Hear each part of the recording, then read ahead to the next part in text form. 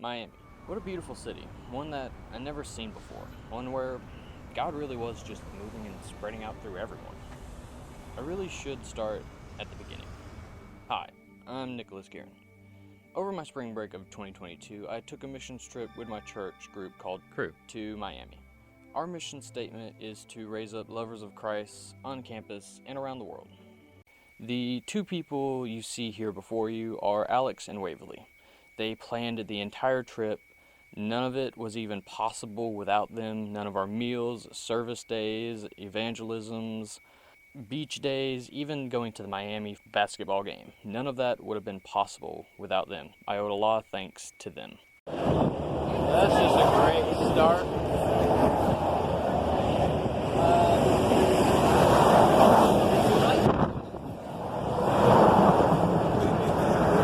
It's a great start to the day. Well, I guess before I should begin, I guess I should talk about the fact that 40 minutes down the road, we got a flat tire. Yeah, it happens. But as we waited there on those 3 hours on the side of the road, me and my van group really grew and became close friends. We called the van Noah's Ark. There's Aubrey, the driver, Jalil, the music player, Savannah, Drabeck, Emily, and David. All of who were really nice friends to me and showed the grace of God through me and through them more than I could have ever imagined. The first day of anything was Sunday, so that meant church service at a local church called Turning Point. The man you see before you here is Pastor John. He helps run Turning Point. He has an interesting story. You see, he used to be a strongman, competitionist. So one day he realized his love for God and spreading the word of God. It's like, I got this, but instead, you should give it to the man in the middle. When you give it to the man in the middle, what happens? What in the world? King energy. Oh I got it. Yeah, JD! I think you gotta hand it off to the man in the middle. Hand it off to that man in the middle, baby. It happens to me too. Pride. Sometimes pride kicks in. Sometimes we've done it before. Maybe, perhaps. But when we do anything, especially as believers, we need to make sure that the man in the middle, because he's the reason why we do everything. My week was pretty much split into 4 days, 2 of which were service days at Turning Point.